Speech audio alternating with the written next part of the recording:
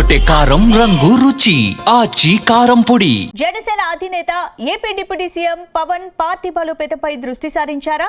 రాష్ట్ర వ్యాప్తంగా పార్టీ బలోపేతానికి చర్యలు తీసుకోవాలని నిర్ణయించారా? తాజాగా మంగళగిరి పార్టీ కార్యాలయంలో పార్టీ నేతలతో సమావేశమై పార్టీ అభివృద్ధి కోసం చర్చలు జరిపారా? ఇప్పటి వరకు జనసేనకు రాష్ట్ర స్థాయిలో ఎలాంటి కమిటీలు లేవు. ఈ నేపథ్యంలోనే అన్ని స్థాయిలో కమిటీలు వేయాలని పవన్ నిర్ణయించారు. మరో 3-4 నెలల్లో జనసేనకు అన్ని కమిటీలు వేయబోతున్నారా?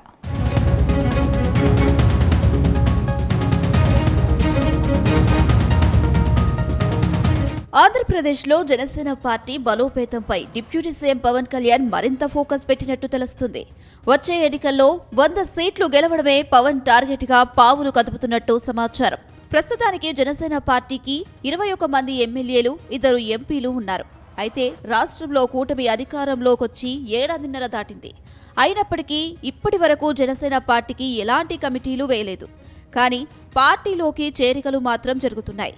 ఈ నేపథ్యంలో పార్టీకి పదవులతో పాటు జనసేన పార్టీ ఎక్కడెక్కడ బలంగా ఉందో ఆయా నియోజకవర్గాల్లో పార్టీని మరింత బలోపేతం చేయడానికి పవన్ డిసైడ్ అయ్యారని తెలుస్తుంది.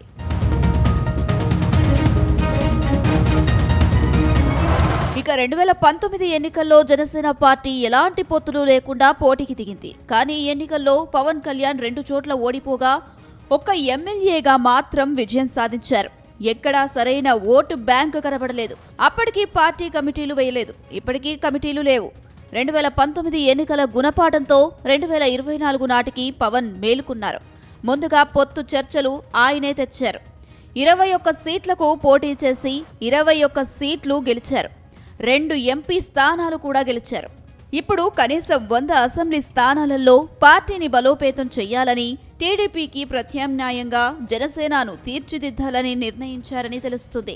ప్రస్తుతానికి పార్టీలో కొన్ని చోట్ల మాత్రమే అధ్యక్షులను నియమించారు. మరికొన్ని చోట్ల ఉమ్మడి జిల్లా అధ్యక్షులను నియమించారు.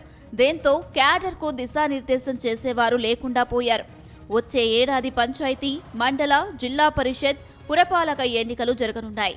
పొత్తులో పోటీ చేసిన గౌరవప్రదమైన స్థానాలు దక్కాల్సి ఉంది. దీంతో ఇప్పుడు ఆయన షూటింగ్లకు బ్రేక్ ఇచ్చి పార్టీపై దృష్టి పెట్టారని సమాచారం.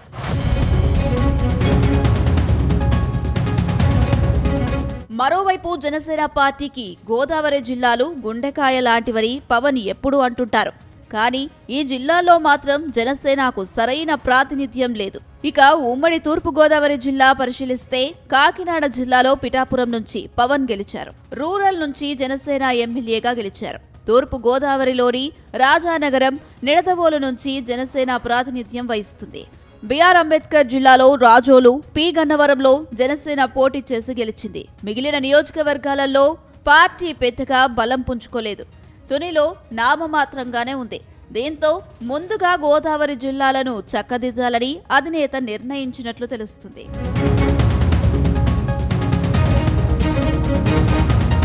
అయితే ఇతర రాజకీయ పార్టీల తరహాలో బూత్, గ్రామ, మండల, నియోజకవర్గం, జిల్లా స్థాయిలో కమిటీలు వేయకుండా తాను ఎన్నికైన పిఠాపురంలో ఏదైతే 5 మెన్ కమిటీ వేశారో అదే స్థాయిలో గ్రామాల నుంచి ఈ కమిటీలు వేయాలని నిర్ణయించారు. ఆయా నియోజకవర్గాల ఇన్ఛార్జీలు, ఎమ్మెల్యేలు పార్టీ కోసం అంకిత భావంతో పనిచేసే కార్యకర్తల పేర్లను ఇందుకోసం సిఫార్సు చేయాలని ఆదేశించారు. ప్రతి గ్రామానికి 5 క్రియాశీలక సభ్యులతో కమిటీ నియమించి వారి ద్వారా ఆ కార్యక్రమాలు జరపనున్నారు. తద్వారా పార్టీ బలపడుతుందని అధినేత నిర్ణయంగా కొందరు జనసేన కీలక నాయకులు వెల్లడించారు.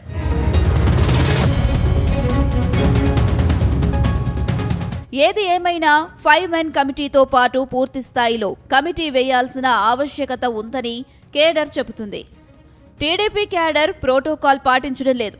అదేవిధంగా పదవులు ఉన్నప్పటికీ టీడీపీ తమను తీసి పక్కన పడేస్తుందన్న చులకన భావం జన సైనికులు వ్యక్తం చేస్తున్నారు. ఈ నేపథ్యంలో 5 మెన్ కమిటీను స్వాగతిస్తూనే కనీసం మండల స్థాయి నుంచి అయినా పూర్తి స్థాయి కమిటీలు వేయాలని నేతలు కోరుతున్నారు. ఈ 5 మెన్ కమిటీల నియామకానికి 3 నుంచి 4 నెలలు పట్టే అవకాశం ఉందని, ఈలోగా ఎన్నికలు వచ్చేస్తాయని జన సైనికులు ఆందోళనలో ఉన్నారు.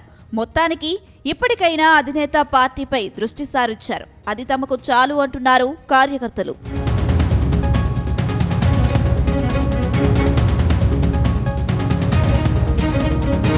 గుమగుమల వంటలే వంటలే తెరకొట్టే కారం రంగు రుచి ఆచి కారం పొడి.